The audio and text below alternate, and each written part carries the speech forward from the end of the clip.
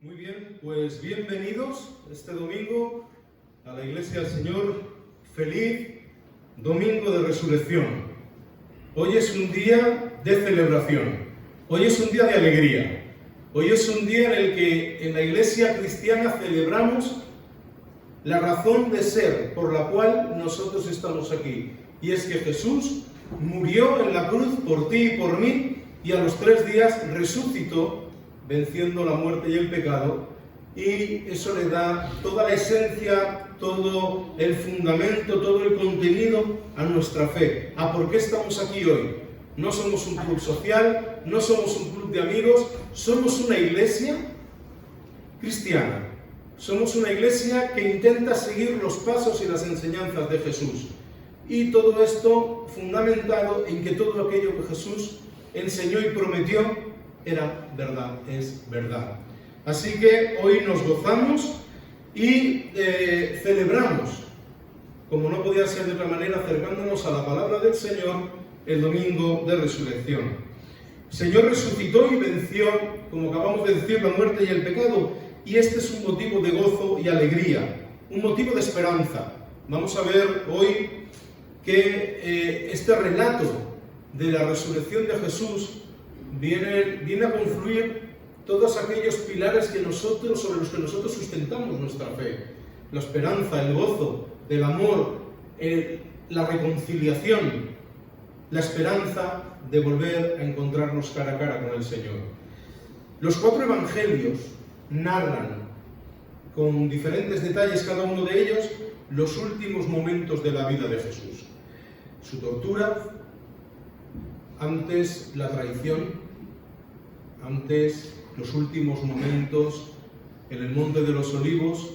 Cuenta la palabra de Dios cómo es traicionado, cómo hay todo un montaje político-religioso alrededor del juicio que hay contra Jesús y cómo el Señor es asesinado en la cruz. También nos narra la palabra de Dios con todo detalle qué ocurre 3 días después, el domingo de resurrección, cuando aquellas mujeres van a visitar la tumba y encuentran la tumba vacía y un ángel allí diciéndoles: ¿por qué buscáis entre los muertos al que vive? Todo detalle está narrado en los 4 evangelios. Pero si cabe, en Jesús, en ese momento especial de la muerte y la resurrección, que como he dicho le da contenido a toda nuestra fe, lo encontramos en los evangelios, pero también encontramos que toda la palabra de Dios, todo el Antiguo Testamento apunta hacia ese momento. Y sobre todo, a mí siempre me ha llamado la atención, y lo he dicho muchas veces, es Isaías 53. Ese momento en el cual el profeta, 700 años antes de que Jesús naciera, es capaz de describir con tanto detalle qué sucedería en los últimos momentos de la vida de Jesús. Es increíble ver cómo apunta toda la palabra de Dios a ese momento central en los evangelios, pero central en toda la Escritura. Para entender bien lo que supuso ese momento para los apóstoles que estaban allí, pero también para la iglesia primitiva. ¿Y qué tiene que ver con nosotros hoy? Con la iglesia aquí, en el año 2021. No voy a hablar de los evangelios, ya nuestro hermano Marcos ha leído el relato de Mateo. A mí me gustaría que meditáramos en la primera predicación que encontramos en la palabra de Dios acerca de ese momento. Y la hace el apóstol Pablo a los Corintios. En el capítulo 15 de la primera carta a los Corintios vamos a ver cómo Pablo predica, enseña a la iglesia acerca de ese momento clave de la resurrección, de ese momento clave en el cual confluyen una serie de emociones, una serie de sentimientos encontrados. Cuando vamos a los evangelios nos damos cuenta de que teníamos a los apóstoles que habían estado compartiendo con Jesús los 3 años y pico de ministerio que él había tenido, de ministerio público.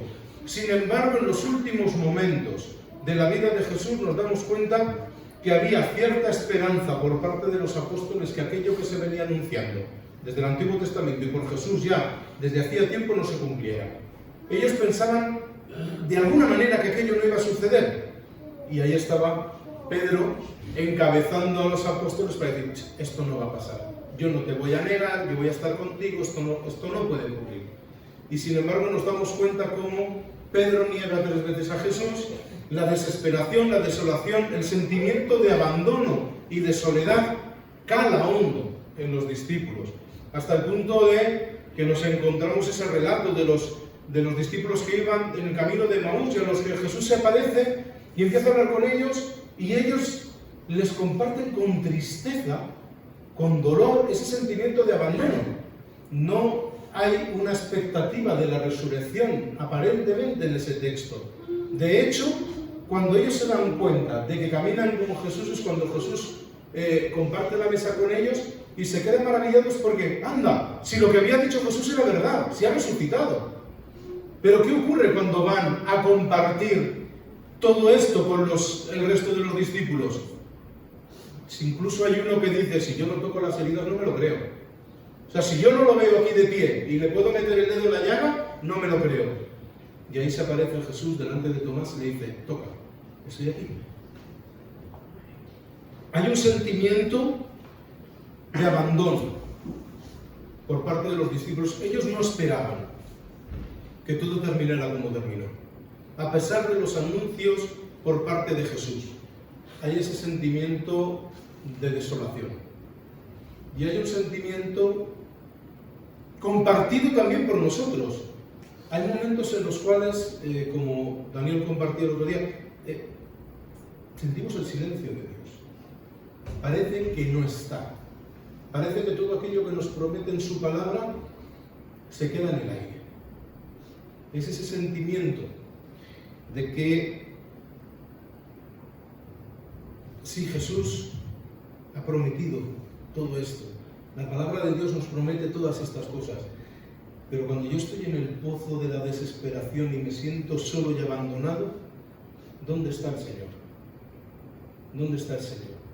Por eso el episodio de la resurrección es tan grande, porque lo que nos viene a decir clarísimamente es: lo que yo os he prometido es verdad. Dije que iba a resucitar y resucité. Dije que iba a vencer a la muerte y al pecado y lo hice. Dije que iba a morir en la cruz por vosotros y así ocurrió. Así que el mensaje de Semana Santa es un mensaje de esperanza. En muchos lugares la celebración más importante de todos son las procesiones de Viernes Santo y se recuerda la muerte, el dolor y la crucifixión. Y todo esto hay que recordarlo porque es por ti y por mí que lo sufrió el Señor. Pero el momento central más importante para nosotros los cristianos es el momento de la resurrección, cuando Jesús cumple todo aquello que había prometido para que tú y yo tengamos hoy la oportunidad de reconciliarnos con el Señor, de aceptar esa salvación que de otra manera no habríamos podido tener. Así que me gustaría que nos acercáramos a ver cómo lo enseña Pablo y los 3 puntos que yo he marcado que me gustaría resaltar esta mañana con todos vosotros.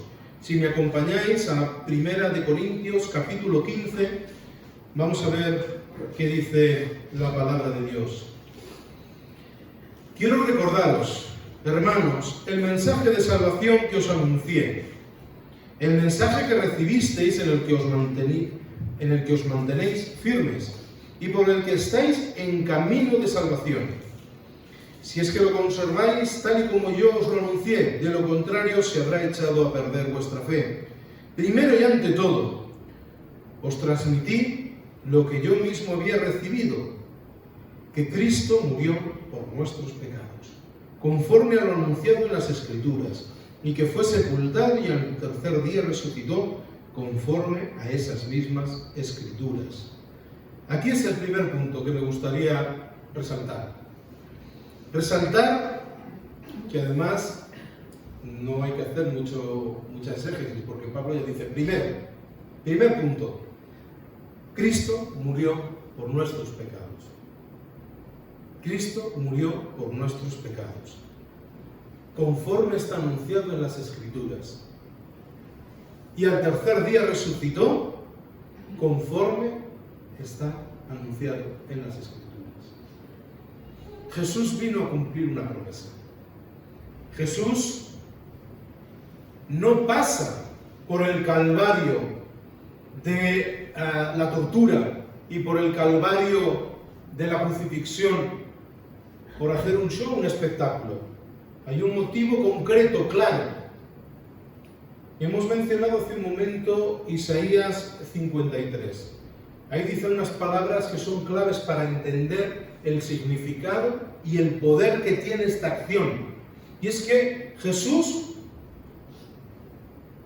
decidió abandonar toda su deidad, toda su capacidad divina para ser hombre, totalmente hombre, como tú y como yo, un ser humano con necesidades, un ser humano con dolor, un ser humano con la necesidad de comer, de beber, de abrazar, de reírse, de llorar. De no ser así, decía un profesor mío, a Jesús habría que darle el Oscar a la mejor actuación de toda la historia. Todo lo que ocurrió en esos últimos días y en esa semana de la pasión fue real. Jesús lo vivió como un ser humano como tú y como yo. Él sintió en esos momentos la desesperación. Llegó a orar a Dios: si es posible que pase de mí esta copa, si es posible que las cosas sucedan como tienen que suceder, pero que yo no sufra porque no quiero sufrir. El Señor no deseaba pasar dolor. Ninguno de nosotros queremos pasar dolor. Ninguno de nosotros quiere ser torturado. Ninguno de nosotros quiere ir a la cruz. Y estoy seguro de que muchos de nosotros daríamos la vida por nuestros hijos. Pero por nuestros hijos, no por cualquiera, ¿verdad? Y Jesús lo dio por todos. Jesús cargó con todo nuestro pecado. Primero y ante todo, Cristo murió por nuestros pecados. Ocupó nuestro lugar en la cruz por amor. Por un amor infinito. Por un amor que a veces nos cuesta comprender cuando nosotros nos vemos reflejados en Pedro, como ha dicho Marcos al empezar el culto. Cuando nosotros en nuestra intimidad sabemos cómo somos. Y sabiendo cómo yo soy, y sabiendo en dónde fallo, sabiendo dónde me equivoco, una y otra vez, Jesús decidió que yo valía la pena. Jesús decidió que yo valía tanto la pena como para morir en la cruz por mí, pero también por ti. A pesar de todo lo que hayas hecho en tu vida, a pesar de todos los errores, a pesar de todos los fallos, de todas las equivocaciones, para Jesús vales tanto como para aceptar morir en la cruz por ti. Y esa muestra de amor es infinita. No hay nada comparable. No hay nada que yo pueda hacer para merecer eso. No hay nada que yo pueda hacer para comprar esa salvación. No hay obras buenas. No hay nada que pueda pagar. La semana pasada salimos a caminar a principios de esta semana con mi hija, porque tienen las vacaciones de Semana Santa, y bueno, pues llegábamos allí a la otra punta del pueblo y aparecían unos señores mayores un poco perdidos. Iban buscando un sitio que ya había cambiado de lugar y se acerca la señora: ¿es que esto dónde está? Se lo indicamos y demás, y ya cuando seguimos caminando le digo a mi hija: ya hemos hecho la obra buena del día. Yo tengo prehistoria católica y yo fui a la iglesia católica durante unos años en mi infancia, y el cura, cuando estábamos preparándonos para hacer la primera comunión, nos decía que teníamos que venir había catequesis una vez a la semana, los martes por la tarde, teníamos que llevar una lista de todas las obras buenas que habíamos hecho durante la semana. Así que íbamos todos los niños como locos buscando un abuelo que quisiera cruzar la calle, ayudando a la señora a llevar la compra, porque teníamos que llevarle al cura cada día una obra nueva, porque eso nos daba el acceso al cielo. Cuando la palabra de Dios nos enseña que no.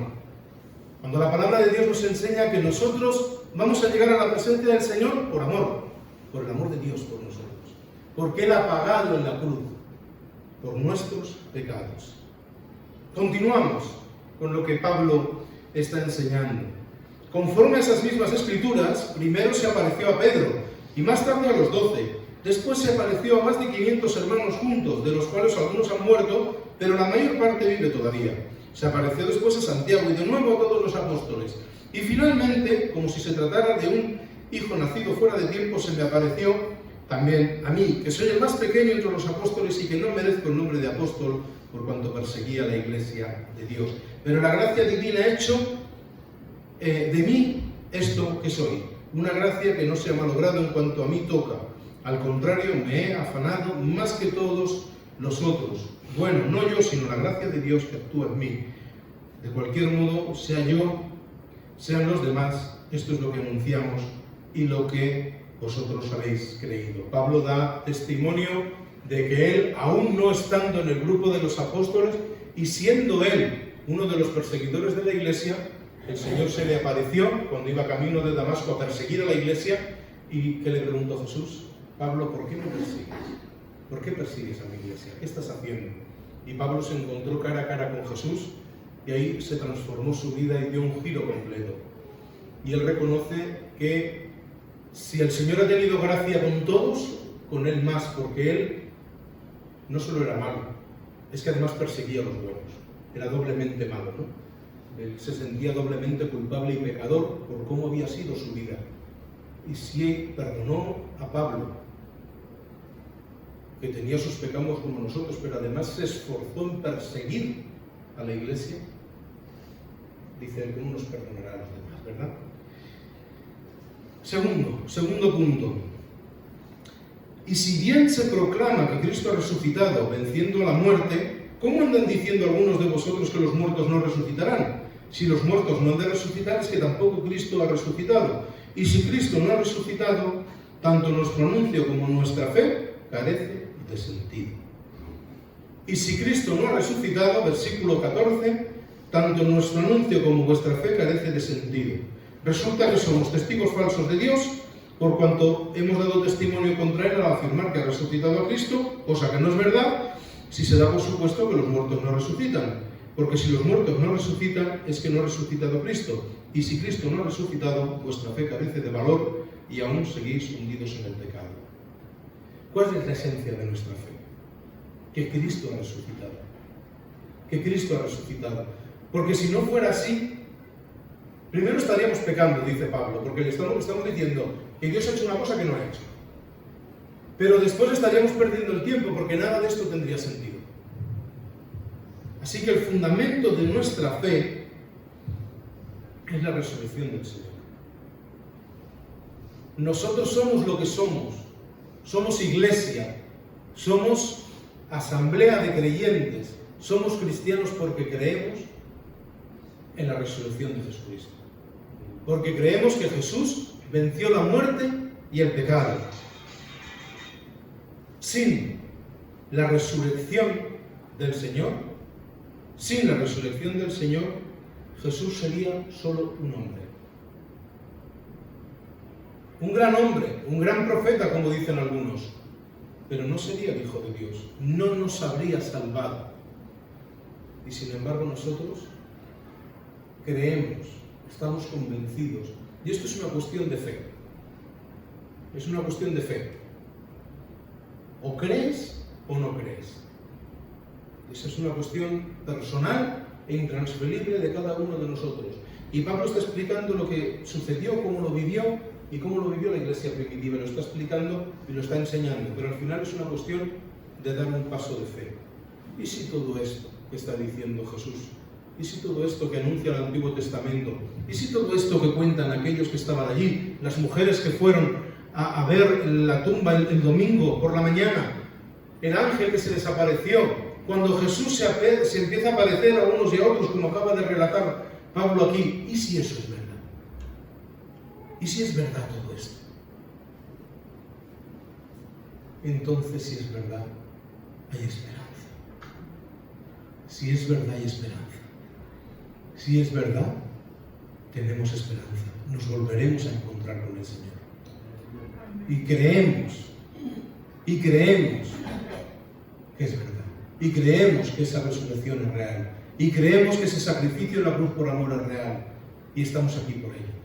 No estamos aquí por pasar una mañana de domingo más, escuchando al que hoy le ha tocado ponerse aquí, compartir algo, a modo del que ve una película o un documental. Estamos aquí porque creemos de todo corazón que Jesús murió en la cruz por nosotros.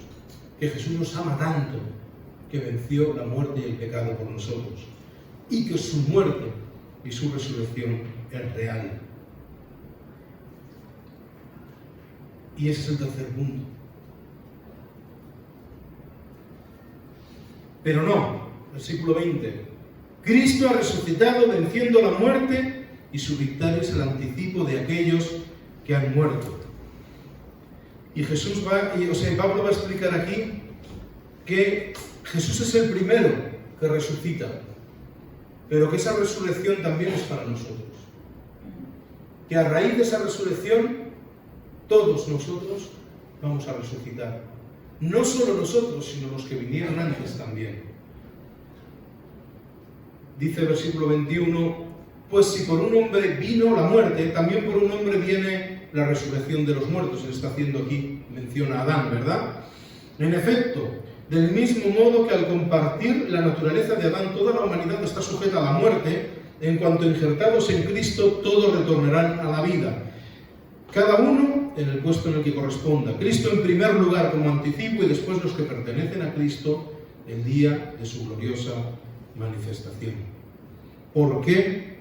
Versículo 27, Dios lo sometió todo bajo sus pies. Dios lo sometió todo bajo sus pies. Dios le dio la autoridad a Jesús para que en esa cruz Él cargara con nuestros pecados y nos diera la posibilidad de resucitar y de pasar la eternidad con Él. Y de recuperar esa relación que no deberíamos haber perdido. Esa relación por la cual Jesús diseñó al ser humano. Cuando Dios pone en marcha el universo, cuando Dios pone en marcha el mundo, Él concibe al ser humano para tener una relación con Él. Y el ser humano, en su soberbia, decide ser su propio Dios. El pecado de Adán y Eva no fue comerse una manzana de un árbol. La tentación era las palabras de la serpiente. Dios ha prohibido, Dios, que comáis de todo árbol. No, solo de aquel, del árbol de la vida. Y dice el Señor, pues dice que moriremos si comemos de ahí, Dios. Y que le dice la serpiente, dice, no vais a morir. Dios sabe que si coméis vais a ser como Él, no lo vais a necesitar. Vais a poder tomar las decisiones sin tenerlo en cuenta Él. Es el pecado de la soberbia. Es el pecado en el que todos hemos caído alguna vez. Y es el pecado que muchos que se ríen de lo que nosotros creemos tienen ahí arraigado en el corazón. La soberbia de creerse sus propios dioses y de creer que nada de esto que estamos predicando es verdad. Que nosotros con humildad nos acercamos al Señor y reconocemos lo que Él ha hecho, ¿verdad? Así que el Señor enseña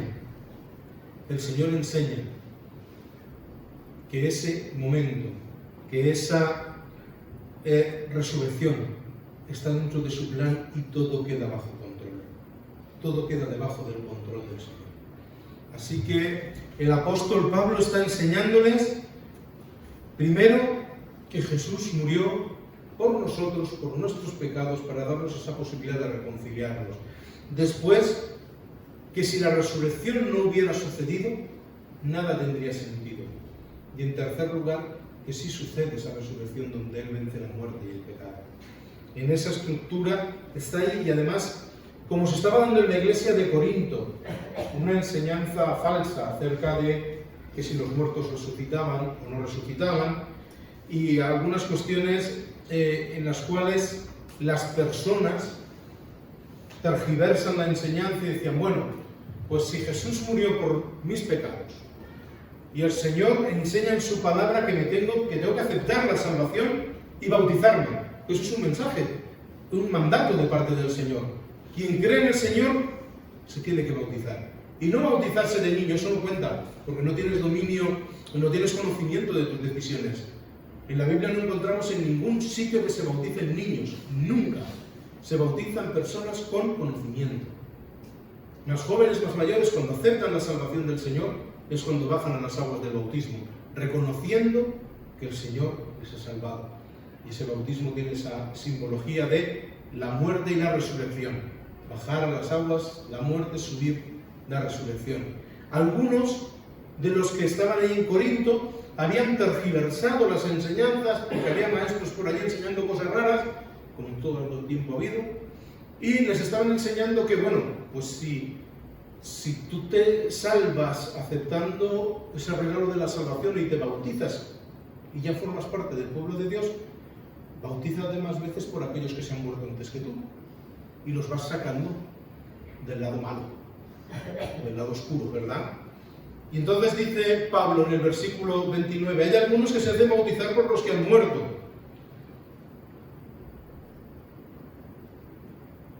Si es cierto que los muertos no han de resucitar, ¿qué sentido puede tener este bautismo?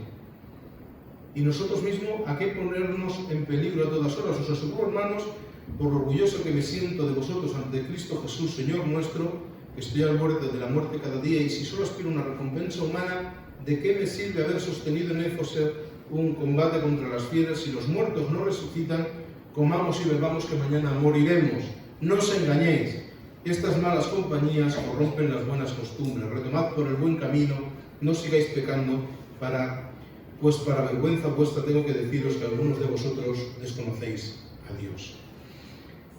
Pablo está enseñándoles que tienen que darle la vuelta, tienen que volver a las enseñanzas correctas, que alrededor de la resurrección, alrededor del sacrificio de Jesús, se estaban entendiendo algunas cosas muy mal.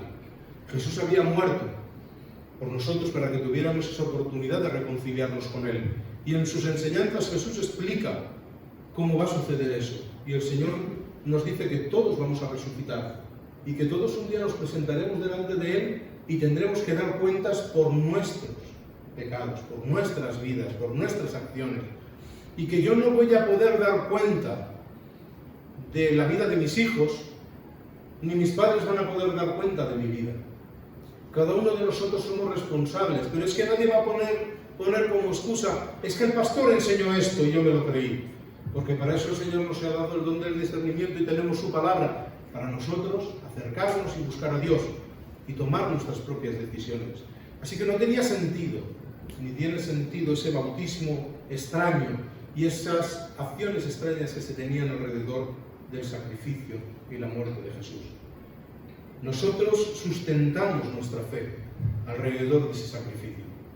Nosotros basamos nuestra fe en la cruz. La cruz y la resurrección son el mensaje de la salvación. La cruz y la resurrección nos dan esperanza. Cristo murió por nuestros pecados y resucitó, ese es el eje central de nuestra fe. Nuestra esperanza está depositada en ese momento en el que Jesús ocupa nuestro lugar, en ese momento en el cual Jesús muere por ti y por mí.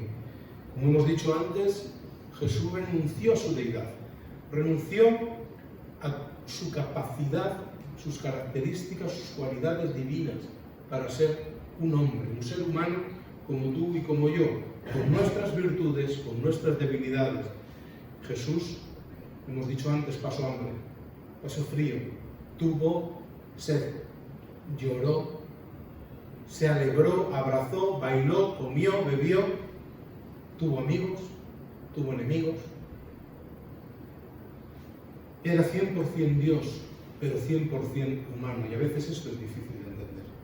A veces en nuestras cabezas no cabe en comprender cómo se puede ser 100% una cosa y 100% otra.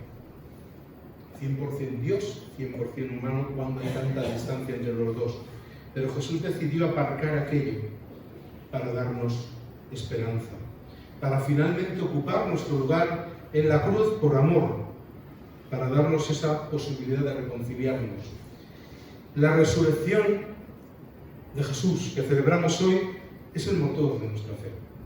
Es el motor de nuestra fe. Es lo que sustenta nuestra fe. Nosotros tenemos fe y esperanza en Jesús, el Jesús que venció a la muerte, el Jesús todopoderoso, el que está ahí preparando un lugar para ti y para mí, a la diestra del Padre. Jesús nos da toda la fuerza y toda la esperanza en esos momentos. Y he dicho antes al principio que hay veces que sentimos la soledad y el silencio de Dios. los apóstoles también sintieron en esos 3 días el silencio y la soledad. Pero era necesario que eso pasara. Sin embargo, ese momento de silencio y de soledad llegó a su fin al 3er día. Y la resurrección del Señor trajo esperanza. Esperanza. Confirmó que todo aquello que el Señor había dicho en su palabra era verdad. La resurrección del Señor confirmó que todas las promesas del Señor se cumplen. La resurrección confirmó que todas las promesas por parte de Dios se cumplen. Aunque a veces estemos sumidos en la noche oscura del alma, a veces estemos sumidos en la desesperación, aunque estemos sufriendo por lo que está pasando un hijo, un familiar, un padre, al final el Señor cumple su promesa. El Señor está ahí con nosotros. El Señor nos está cogiendo de la mano y diciéndonos: yo estoy aquí.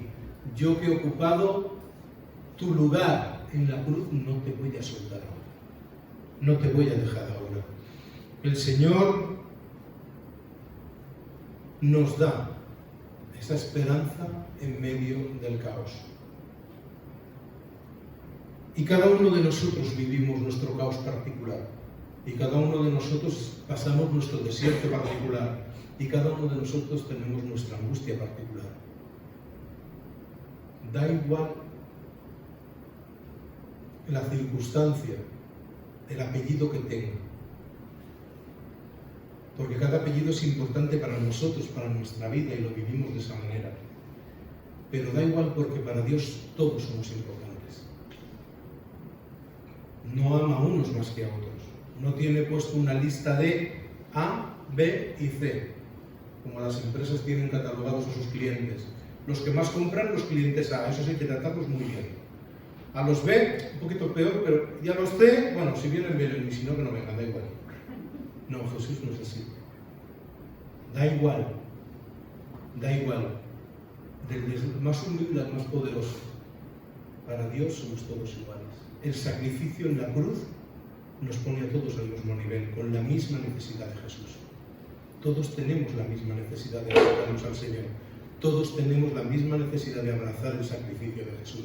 Todos tenemos la misma necesidad de abrazar la resurrección del Señor. Que cada día Dios nos ayude a caminar a su lado. Que cada día recordemos el altísimo precio que Dios pagó por ti y por mí, porque a ti y a mí la salvación nos sale gratis. Pero no hay nada gratis, ¿eh? Si a ti y a mí la salvación nos ha llegado como un regalo, ¿es por qué? Porque Jesús pagó por ello. No es porque nos ha salido un boleto gratis en un sorteo. Es porque alguien pagó por mí. Porque alguien pagó por mí. Así que la salvación no es gratis. A mí me ha salido gratis. Porque el Señor ha dicho: ahí lo tienes. Pero a Jesús no le salió gratis. Cada gota de sangre, cada lágrima, cada gemido fue por amor. Por ti y por mí. Así que cada día recordemos el altísimo precio que Dios ha pagado por nosotros, que Jesús ha pagado por nosotros, por reconciliarse con nosotros. Y con la misma misericordia, con el mismo amor, con el mismo cariño con el que Jesús nos ha mirado y aceptó su destino en la cruz, miremos nosotros a las personas que tenemos a nuestro alrededor. Miremos con la misma compasión y con la misma misericordia a las personas que nos rodean. Demos de lo que hemos recibido. Seamos canales de bendición. Y si hemos recibido ese perdón y esa misericordia por parte de Dios, que seamos capaces de reflejarla y de compartirla. Que el Señor nos dé fuerzas para allí donde estemos reflejar este amor infinito que el Señor nos ha dado. Y que seamos capaces de compartir con el mundo el mensaje que Dios nos ha dado a través de su sacrificio. Que el Señor nos guarde y nos bendiga. Quiero acabar, antes de dejar al grupo que suba, a despedirnos con una canción que ya han cantado esta mañana y que les he pedido. Vamos a despedirnos con una oración en este tiempo de meditación en su palabra. Bendito Dios y Padre, te damos muchísimas gracias por tu palabra. Te damos muchísimas gracias por ese acto de amor increíble, inclasificable, indescriptible, que tú, Señor, realizaste a favor nuestro, muriendo en la cruz. Gracias, Señor, por ese sacrificio. Gracias, Señor, porque nos demostraste tal amor al permitirnos de nuevo, Señor, reconciliarnos contigo por medio de la cruz, que nos sentimos honrados a la vez que abrumados, Señor. Te pedimos, Señor, que allí donde nos lleves a cada uno, recordemos en todo momento lo que tú has hecho por nosotros. Bendito y alabado seas, Señor. Amén. Amén. Que Dios os bendiga.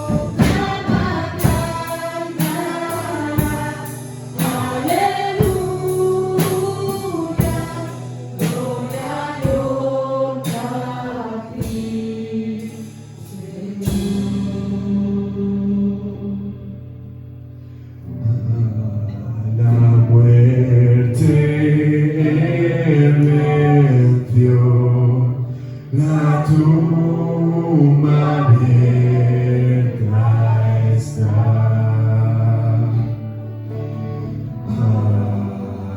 Aleluya, al Salvador.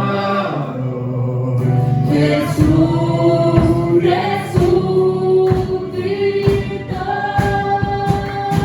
en aquella cruz, salvaste, derramaste allí tu amor. Y hablarás,